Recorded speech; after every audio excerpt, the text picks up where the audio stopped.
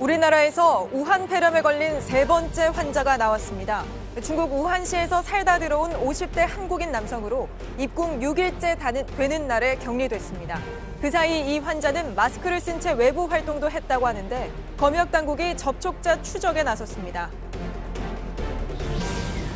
미국이 오는 화요일 중국 우한에 있는 미국인들을 전세기로 데려올 계획이라고 밝혔습니다. 일본과 프랑스 등 여러 나라들이 자국민을 빼내겠다고 나섰는데 우리 정부도 전세기를 투입하는 방안을 검토하고 있습니다. 설 당일인 어제 저녁 강원도 동해시의 펜션에서 폭발 사고가 나 일가족 7명 중 5명이 숨지고 2명이 크게 다쳤습니다. 뭐가 갑자기 우웅 하더니 뻥 터지더라고요. 불이 막 나오는 거예요. 석 달 만에 한강 이남 11개 구에서 집을 사려는 사람보다 팔려는 사람이 더 많아진 것으로 나타났습니다. 강남 일부 고가 아파트들은 호가가 수억 원씩 떨어졌습니다. 올림픽 진출을 확정한 우리 축구가 오늘 밤 최종 결승전을 나섭니다.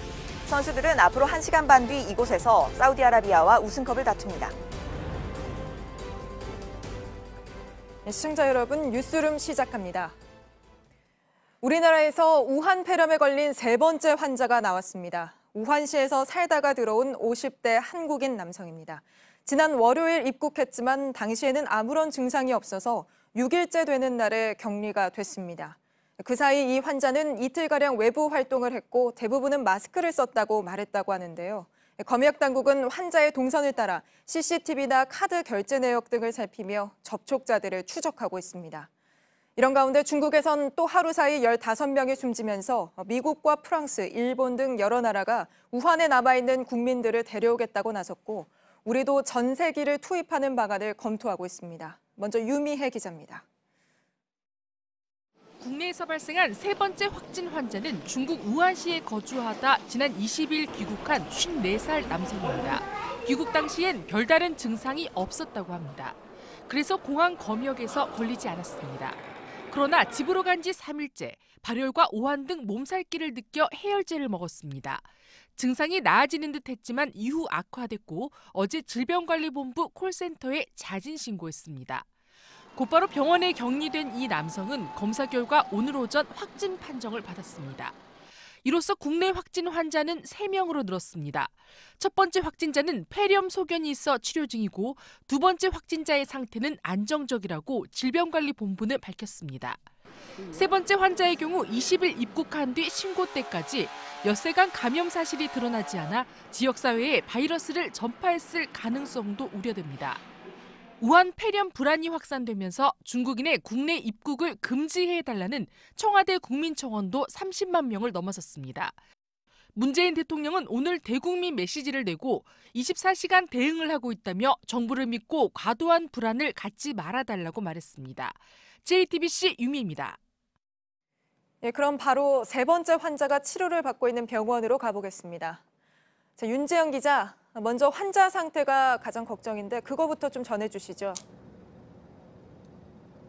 네, 현재 환자는 약간의 열이 있지만 안정적인 상태로 전해졌습니다. 어제 이곳 병원에 처음 왔을 때 기침이나 가래 등의 감기 증상이 있었던 것에 비해서 나아졌다는 설명인데요. 환자는 제가 지금 서 있는 이곳 응급의료센터 안에 있는 1층 음압격리병상에서 정밀 검사를 받았습니다. 병원은 외부에서 바로 들어갈 수 있는 입구를 통해서 병원과 환자와의 접촉을 최소화했다고 밝혔습니다. 환자는 확진 판정이 나오자 병원 내부와 차단된 계단을 통해서 이 병원 5층에 있는 음압격리병상으로 옮겨졌고 그곳에서 현재 격리 치료를 받고 있습니다. 환자가 처음에 귀국했을 때는 증상이 없다가 며칠이 지난 뒤에서야 증상이 나타난 건가요? 네, 환자는 지난 월요일 밤 9시쯤에 중국 우한에서 칭다오를 거쳐서 인천공항을 통해 들어왔습니다. 확진 판정을 받은 것이 오늘이니 입국 뒤에 확진까지 엿새가 걸린 겁니다. 먼저 환자가 귀국할 당시에는 증상이 없었습니다. 이 때문에 질병관리본부의 능동감시 대상에도 포함이 되지 않았습니다. 하지만 이틀 뒤인 22일 저녁 7시쯤 몸살 증상이 나타나 해열제를 먹었고 어제 기침과 가래 증상이 생기자 1339 번호로 신고를 했습니다. 신고 뒤 관할 보건소에 조사를 거쳐 어제 낮 이곳에 격리됐고 오늘 확진 판정을 받았습니다. 네, 그러다 보니까 혹시 환자가 있거나 돌아다닌 지역에 바이러스가 전파되진 않았을까 이런 우려가 나오는데요. 환자가 병원에 오기 전까지 어떻게 좀 지냈는지 파악이 됩니까? 예, 질병관리본부는 증상이 나타난 뒤인 23일과 24일 이틀간 환자가 지역사회에서 활동을 한 것으로 파악했습니다. 이 활동 지역에 대해서는 수도권이라고만 밝혔는데요. 현재 환자 동선에 대해서 파악 중이지만 활동량이 어느 정도 있어서 정리하는 데 시간이 걸린다는 것이 질본의 입장입니다. 잠시 정은경 질병관리본부장의 말 들어보시죠. CCTV 분석과 카드 조회 등의 역학조사를 진행하고 있습니다. 정리가 되는 대로 투명하게 안내해 드릴 예정입니다. 예, 앞선 두 환자 건강 상태가 어떤지도 마지막으로 좀 전해주시죠. 네, 첫 번째 확진 환자는 폐렴 소견이 있어서 치료를 받고 있고 두 번째 확진 환자의 상태는 안정적이라고 전해졌습니다.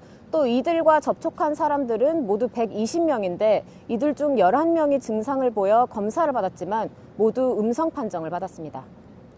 네, 지금까지 명지병원에서 윤재영 기자였습니다. 지금 보신 대로 첫 번째 환자를 제외하고는 두 번째, 세 번째 환자 모두 공항에서 집으로 갔다가 격리가 됐습니다. 그러면서 지역사회에 바이러스를 전파했을 우려가 나오고 있는데요. 검역이나 관리를 더 강화하라는 목소리도 커지고 있습니다. 취재 기자와 한 걸음 더 들어가 보겠습니다. 자, 박유미 기자, 일단 앞서 국내 두 확진자와 비교해보면 좀 어떻습니까?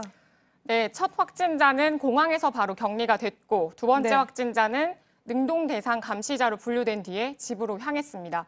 이 둘만 비교해도 접촉자의 인원이 크게 차이가 납니다. 네. 세 번째 환자는 아예 능동 감시 대상으로 분류가 되지 않았고 저희가 일단 파악한 바로도 사람이 많은 곳을 돌아다닌 것으로 보입니다. 이 때문에 접촉자 숫자는 앞선 두 확진자에 비해서 훨씬 많을 것으로 보입니다만 일단 이 세 번째 확진자의 말은 외출할 때 마스크를 썼다고 했습니다. 예, 그래서 뭐 아까 질병관리본부에서는 그 마스크를 얼마큼 썼는지, 마스크를 쓴 채 누구를 만났는지, 안 쓴 채 누구를 만났는지 뭐 이런 걸 다 분석을 해서 접촉자들을 추적하겠다 이러는 것 같은데 네. 질병관리본부도 사실 비상에 걸렸을 것 같습니다. 일단 누구를 관리할지 그 대상도 중국 전역으로 확대를 했다고요. 네, 그렇습니다. 그 누구를 감시하고 관리할지 그 대상은 상황에 따라 달라지고 있는데요. 오늘 브리핑에서 일단 구체적인 내용을 공개했습니다. 그동안은 우한시를 다녀온 뒤에 열이 나거나 호흡기 증상이 있는 사람을 조사 대상 유증상자로 분류를 했습니다. 네. 그러나 28일 0시, 그러니까 내일 자정부터는 중국 전역을 방문한 적이 있는 폐렴 증상자로 범위를 넓히겠다고 밝혔습니다. 예.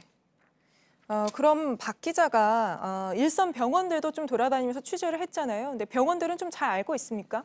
네, 그 사실 관리 대상을 중국 전역을 방문한 사람으로 확대하겠다는 것은 그제부터 알려진 내용입니다. 그 네. 총리 주재 회의에서 공개를 한 내용인데요. 제가 오늘 병원 몇 곳과 좀 통화를 해봤습니다.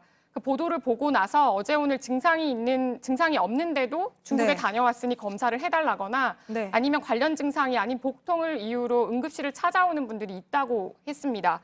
관리할 대상이 바뀌면 어쨌든 일선 병원부터 안내해서 준비를 해야 하는데 네. 그런 소통이 충분히 되지 않은 상태에서 내용이 알려지면서 현장에서 혼란을 부른 겁니다. 어쨌든 이 검역의 강도를 훨씬 더 높여야 할 필요가 있는 상황이죠. 네, 전문가들 사이에서는 어쨌든 공항 검역뿐만이 아니라 집에서 나오지 않게 하는 자가격리 대상자를 네. 넓혀야 한다는 주장도 나오고 있습니다. 오늘 질병관리본부 발표에서는 우한시가 있는 후베이성 방문자는 발열 또는 호흡기 증상 중 어느 하나라도 확인이 되면 바로 의심 환자로 보고 격리 조치를 하겠다고 했습니다. 네. 또 후베이성 외의 지역을 방문했더라도 역학조사관의 판단에 따라 격리 조치가 이뤄질 수 있다고 했습니다. 조금 전 의협에서도 긴급회의를 거쳐서 입장을 좀 냈죠. 네, 그렇습니다. 의사협회는 별도 회견을 통해서 정부의 적극적이고 선제적인 대응이 필요한 시점이라고 했습니다. 네. 또 최근 후베이성 입국자에 대해서는 전수조사와 추적 관리를 해달라고 정부에 요청을 했습니다. 어쨌든 지역사회 확산 우려가 커진 만큼 개인 위생에도 각별히 신경을 쓰셔야겠는데요. 오늘 브리핑에서도 손 씻기와 마스크 착용, 또 기침할 때는 소매로 입을 가리고 해달라는 등의 내용을 질병관리본부장이 직접 강조했습니다. 예, 잘 들었습니다. 박유미 기자였습니다. 네, 중국에선 우한 폐렴으로 하루 사이 15명이 또 숨졌습니다. 확진 판정을 받은 환자도 2,000명을 넘어섰는데요. 이렇게 상황이 심각해지자 중국은 수도 베이징까지 교통을 막으며 봉쇄에 나섰지만 늑장 대처라는 비판이 중국 국민들 사이에서도 나옵니다. 이예원 기자입니다. 중국 정부는 지금까지 30개 성에서 56명이 숨졌다고 밝혔습니다. 어제 발표보다 15명 늘었습니다. 확진자는 2,005명으로 하루 새 718명이 추가됐습니다. 중국 정부는 오늘부터 인구 1,100만 명의 우한 시내에 차량이 못 다니도록 했습니다. 지난 23일에 이미 공항과 철도, 버스 등 교통을 막아 시를 봉쇄한 데 이은 후속 조치입니다. 수도 베이징도 오늘부터 시를 넘나드는 버스 운행을 중단했습니다. 当然是因为武汉宣布封城了嘛，然后也会担忧北京会封城，可能会影响到上班，主要就是 중국 정부는 내일부터 자국민의 국내와 해외 단체 여행도 금지합니다. 하지만 이미 많은 사람이 춘절을 앞두고 이동한 상황이라 대처가 뒤늦었다는 지적이 나옵니다. 우한의 의사라고 밝힌 사람이 중국 국가보건위원회에 직접 당국의 대응을 비판하는 서한을 보냈다는 보도도 나왔습니다. 이미 12일부터 환자가 늘어났지만 지역 보건당국은 새로운 사례를 보고하지 않았고 이 환자들이 적절한 검역이나 치료를 받지 않은 채 도시 곳곳을 오갔다는 겁니다. 또 현지 병원이 환자들로 가득한데 침대와 마스크 등이 부족한 것도 문제입니다. 당국은 우한에 병상 1,000개 규모의 병원을 급히 짓고 있는데 일주일은 더 걸릴 것으로 보입니다. 시진핑 중국 국가주석은 어제 긴급 회의를 열고 엄중한 상황이라며 강력히 대응하겠다고 말했습니다. JTBC 이예원입니다. 이렇게 중국 상황이 심상치 않자 여러 나라가 우한에 있는 자국민 데려오기에 나섰습니다. 미국은 우한 주재 영사관을 일시 폐쇄하고 오는 화요일 전세기를 띄우기로 했고 일본도 전세기로 대피시키는 방안을 중국 정부와 협의하고 있습니다. 워싱턴 임종주 특파원입니다. 미국 주요 공항은 중국에서 대피하는 사람들의 발길이 이어지고 있습니다. We were cool at first, but then when everything started shutting down, we thought we should leave. 문제는 우한 지역을 벗어나는 일입니다. 미국은 자국민 대피를 위해 전세기를 띄우기로 했습니다. 당장 이틀 뒤인 화요일 우한을 출발합니다. 목적지는 서부 샌프란시스코라고 미국 언론들은 전했습니다. 우한 지역 미국인은 1,000여 명이 이르는 것으로 추산됩니다. 그러나 좌석 상황은 여의치 않아 보입니다. 월스트리트 저널은 전세기가 230석 규모라고 전했습니다. CNN은 미국이 외교관 30여 명과 가족의 대피를 위해 전세기 계약을 맺었다고 보도했습니다. 또 이 비행기를 타는 민간인에 대해선 비용이 청구될 것이라고 전했습니다. 미국은 우한 주재 영사관을 일시 폐쇄하고 후베이성 전역에 자국인 여행 금지 경보를 내렸습니다. 미국인 대피와 관련해 중국 외교부는 관례와 규정에 따라 필요한 편의를 제공하고 있다고 밝혔습니다. 일본 정부도 전세기 투입을 포함해 자국인 보호와 대피를 위해 중국 정부와 협의를 시작했습니다. 프랑스와 호주 등도 대피 계획을 검토하고 있습니다. 워싱턴에서 JTBC 임종주입니다. 우리 정부도 중국 우한에 발이 묶인 우리 교민들 한 500명 정도 되는데요. 이분들을 데려오기 위해 전세기를 보내는 방안을 검토하고 있습니다. 일단 중국 정부가 협의해 주는 게 관건이고요. 또 교민들 중에 증상을 보이는 분은 없다고 하지만 혹시 모를 위험에 대비해 방역 대책을 우선 마련하는 게 또 중요합니다. 고승혁 기자입니다. 오늘 우한 한국총영사관 홈페이지에 올라온 공지입니다. 항공기를 빌려 귀국하려는 사람이 얼마나 되는지 조사하고 있습니다.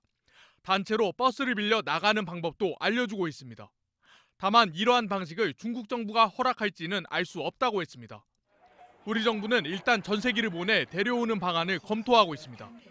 교민 500여 명 가운데 400여 명이 전세기 귀국을 신청한 것으로 알려졌습니다. 문제는 중국 정부와의 협의입니다. 중국은 지난 23일부터 바이러스 확산을 막기 위해 우한으로 통하는 항공기와 도로 등을 모두 막았습니다. 외교부 관계자는 교민을 귀국시키기 위한 방안을 중국 정부와 협의하고 있다고 말했습니다. 지금까지 우한에 있는 국민 중 신종 코로나 바이러스 감염자나 의심 환자는 없는 걸로 파악됐습니다. 정부는 교민들이 귀국한 뒤 증상을 보일 수 있어 방역 대책을 준비하고 있습니다. JTBC 고승혁입니다.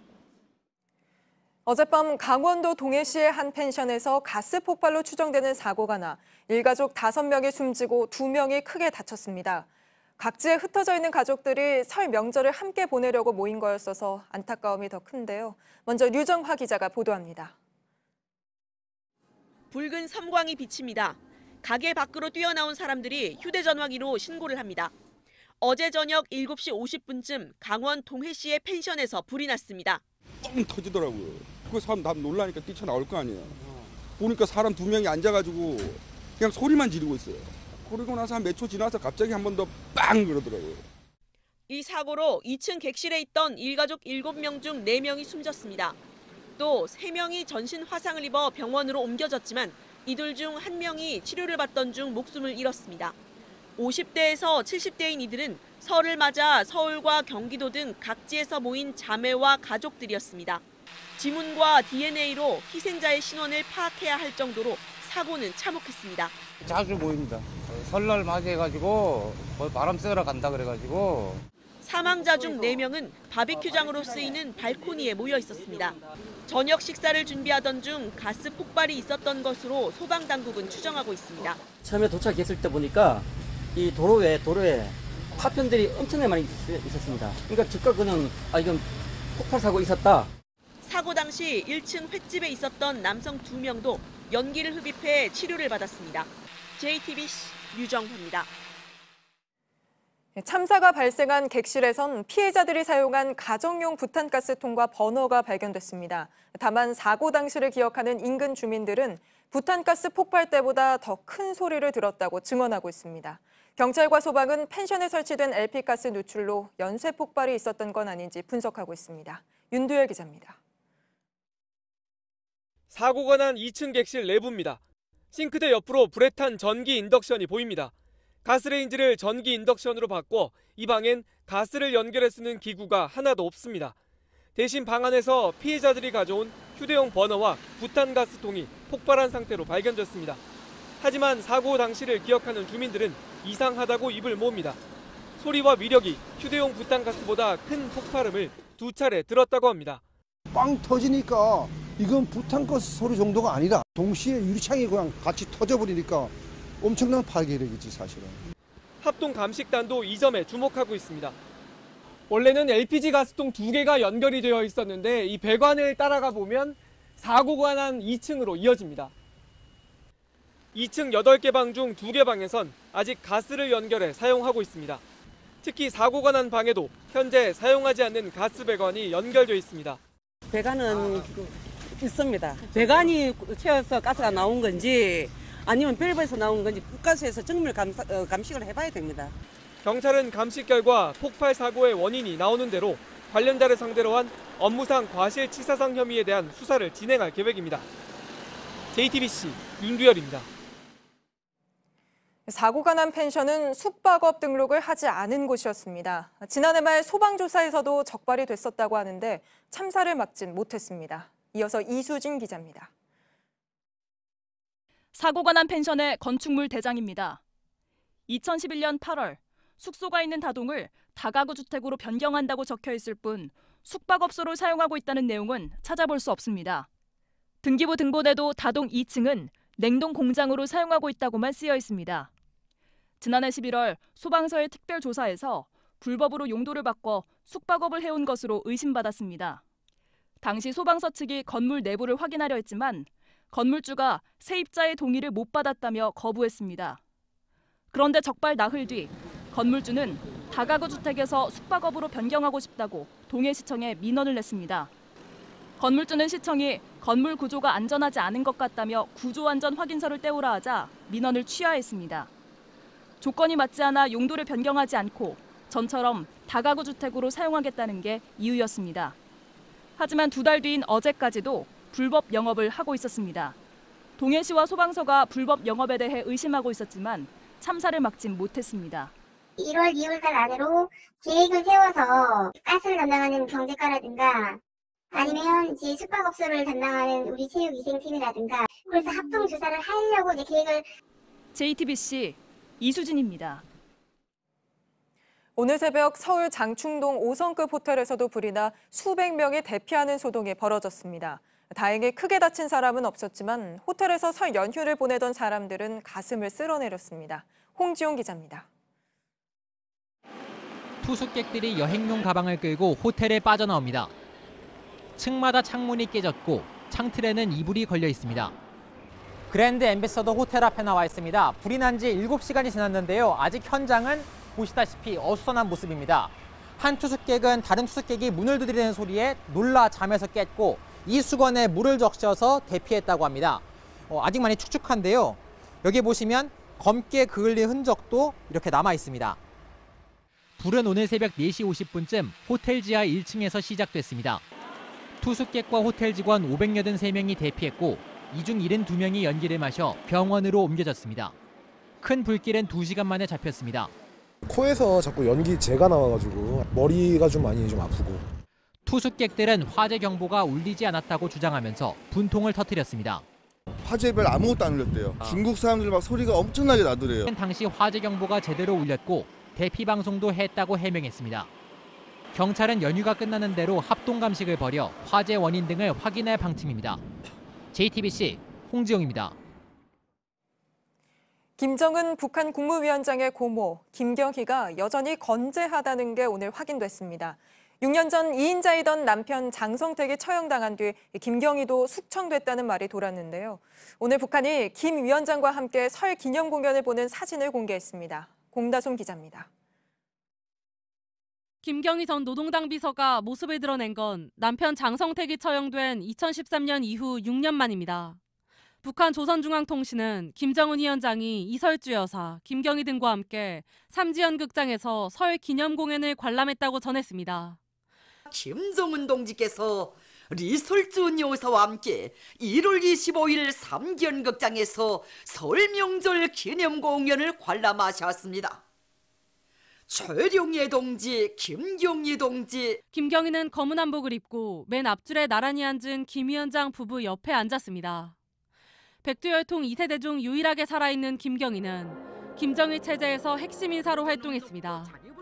2013년 9월 정권 수립 65주년 열병식에 참석해 협주단 공연을 관람한 이후 모습을 감췄습니다. 일각에선 숙청설이 제기됐지만 이번 공연을 관람하며 건재함을 드러냈습니다. 공연에는 김 위원장과 여동생인 김여정 당 제1부부장도 참석해 북한의 백두혈통이 총출동했습니다. 미국을 상대로 정면 돌파를 선언한 북한이 정통성을 과시하며 내부 결속을 다지기 위한 것으로 풀이됩니다. 김 위원장은 지난해에도 백두혈통을 상징하는 백두산에 오르며 체제 수호의 강력한 의지를 드러냈습니다. JTBC 공다솜입니다. 군대 보낸 가족 있는 분들은 이렇게 명절 때면 더 마음이 쓰이시죠. 그래도 올해부터는 군대가 많이 바뀐다고 합니다. 어떻게 바뀌는 건지 김민관 기자가 부대를 직접 다녀왔습니다. 2020년 군대는 복장부터 월급 그리고 핸드폰 사용까지 많은 부분에서 변화가 생겼습니다. 무엇이 어떻게 달라졌는지 제가 부대로 직접 들어가 한번 확인해 보겠습니다. 먼저 눈에 띄는 건 월급입니다. 올해 병장이 받는 월급은 54만 900원, 지난해보다 33.3% 오른 액수입니다. 제가 병장으로 복무했던 2010년보다는 무려 6배 가까이 올랐습니다. 복무기간은 줄어듭니다. 오는 6월 15일부터 육군은 3달 줄어든 18개월, 공군은 2달 줄어든 22개월입니다. 휴가 나가서만 입을 수 있던 패딩 점퍼를 이제는 부대 안에서도 입을 수 있게 됩니다. 최전방 부대에만 보급됐던 이 패딩형 동계 점퍼를 이제는 모든 장병들에게 확대 보급합니다. 겨울만 되면 추우니까 밖에 안 나갔는데 이제 패딩을 입고 땀이 날 정도로 운동하고. 생활관 풍경도 많이 달라집니다. 지난해 도입된 스마트폰 사용, 올해는 인터넷 강의 지원 비용도 늘어납니다. 지금 듣고 있는 과목이 어떤 거예요? 저는 지금 저희 대학교 교수님께서 직접 강의하신 강의를 듣고 있고 평소 개인 정비 시간에 1시간 반에서 2시간 정도를 할애해서 핸드폰을 이용해서 대학교 교수님의 강의를 듣습니다. 다만 스마트폰 사용으로 군기밀이 유출될 수 있다는 지적이 나옵니다. 국방부는 이를 막기 위해 부대 안에서 카메라 기능을 차단하는 어플리케이션을 개발해 다음 달 도입할 계획입니다. JTBC 김민관입니다. 계속 오르던 강남 3구 집값이 지난주부터 조금 내렸습니다. 지난 석 달 동안은 집값은 오르고 그런데도 집 사려는 사람은 많고 이런 현상이 이어졌는데요. 지난주에는 팔고 싶어 하는 사람이 더 많아진 걸로 조사됐습니다. 백민경 기자입니다. 지난주 한강이남 11개구 아파트의 매수 우위 지수는 99.5, 석 달 만에 100 아래로 떨어졌습니다. 매수 우위 지수는 100을 초과할수록 집을 사는 사람이 많고 100 미만으로 내려갈수록 파는 사람이 많다는 뜻입니다. 11개구 아파트 매수 우위 지수는 2018년 9.13 대책 이후 100을 크게 밑돌았습니다. 그러다 지난해 10월 100을 돌파했고 12.16 대책 직전까지는 120대까지 올랐습니다. 이후 처음으로 100 아래로 다시 떨어진 겁니다. 집값을 견인하던 강남 일부 고가 아파트들은 최근 호가가 수억 원씩 떨어졌습니다. 하지만 거래는 멈춘 상태입니다. 강남권 고가 아파트와 재건축을 겨냥한 세금과 대출 규제가 잇따르다 보니까 매수자들이 심리가 위축이 되면서 관망세로 접어든 게 아닌가 분석이 됩니다. 강북 14개구 아파트 매수 우위 지수는 조금 올랐습니다. 15억 원 초과 주택에 대한 대출이 막히면서 집을 사려는 사람이 상대적으로 저렴한 강북으로 몰린 걸로 보입니다. JTBC 백민경입니다. 1년 반 넘게 입주가 지연되다가 끝내 공사가 중단된 아파트가 있습니다.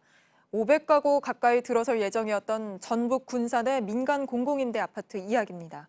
내 집 마련 꿈에 부풀어 있던 입주 예정자들은 설 연휴에도 비닐하우스와 원룸을 전전해야 하는 처지가 됐는데요. 정진명 기자가 취재했습니다. 비닐하우스 안에 컨테이너가 들어서 있습니다. 60살 최모 씨 집입니다. 입주하려던 아파트 공사가 늦어지면서 벌써 1년째 지내고 있습니다. 이 사실을 아이들한테 알지도 못하고 내가 왜 이런 생활을 해야 될까 비참했죠. 36살 김용훈 씨는 이달 초 홀로 5번째 이사를 했습니다. 부인과 20개월 된 딸은 충남 서천에 처가로 보냈습니다. 아파트 입주일이 3차례나 미뤄졌기 때문입니다. 건설사가 공사 기간을 잘못 잡은 데다 자금난까지 겪으면서 빚어진 일입니다. 1년 반 넘게 입주가 지연됐던 아파트는 최근 아예 공사가 중단되는 보증사고가 났습니다. 비상대책위를 꾸린 입주 예정자들은 계약금과 중도금을 돌려달라고 요구 중입니다. 환불 이행이 되지 않으면 다른 집으로 이사하기는 사실상 불가능한 상황입니다. 건설사는 사업 재개를 바라고 있습니다. 저희로 인해서 고통받았던 부분들을 만회할 수 있는 기회가 꼭 있었으면 좋겠다. 아파트의 모든 권한을 넘겨받은 주택도시보증공사는 환불이 가능한지 검토하고 있습니다. 하지만 환불까지 적어도 수개월은 걸릴 것으로 보여 집 없는 입주 예정자들의 고통이 계속되고 있습니다.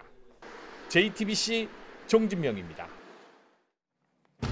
설 당일인 어제 20대 아들이 난방 문제로 다투다가 40대 아버지를 살해하는 일이 벌어졌습니다. 20살 A씨는 경찰 조사에서 집이 추워 보일러 온도를 높이겠다고 하자 아버지가 추우면 옷을 입으라고 해 말다툼 끝에 흉기를 휘둘렀다고 진술했습니다. 베트남 하롱베이에서 관광객을 태운 배가 뒤집혀 60대 한국인 여성이 물에 빠져 숨졌습니다. 뒤집힌 배 밑에 갇혀서 구조가 늦어진 걸로 전해집니다. 배에 타고 있던 다른 한국인 13명은 모두 구조됐다고 합니다. 터키 동부에서 일어난 규모 6.8의 지진으로 사망자가 31명까지 늘어났습니다. 다친 사람은 1,600명이 넘습니다. 또 20명 넘는 사람들이 아직 무너진 건물 안에서 구조를 기다리고 있다고 합니다. 세계 최초의 9회 연속 올림픽 진출을 이룬 우리 축구가 오늘은 마지막 경기 결승전을 치릅니다. 우리나라는 1시간 뒤 사우디아라비아와 맞서는데요. 태국 현장을 바로 연결해 보겠습니다. 자, 백수진 기자, 먼저 축구 얘기를 하기 전에 이것부터 좀 물어보죠.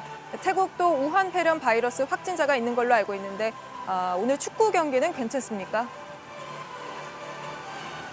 네, 이곳 태국은 어제까지 우한 폐렴 확진자가 5명이었습니다. 홍콩과 함께 중국 다음으로 확진자 수가 많은 나라인데요. 오늘은 추가 확진자는 없었습니다.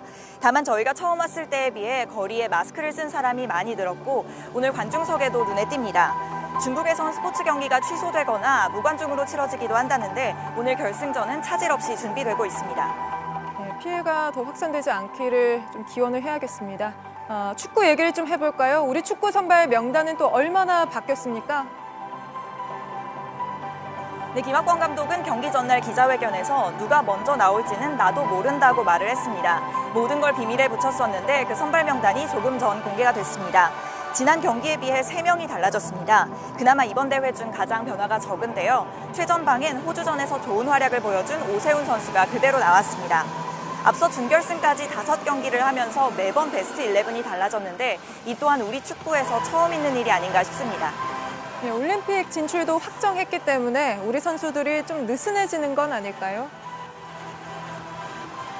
네, 그렇지 않습니다. 이 대회는 23세 이하 연령대에서 아시아 최고를 가리는 무대입니다.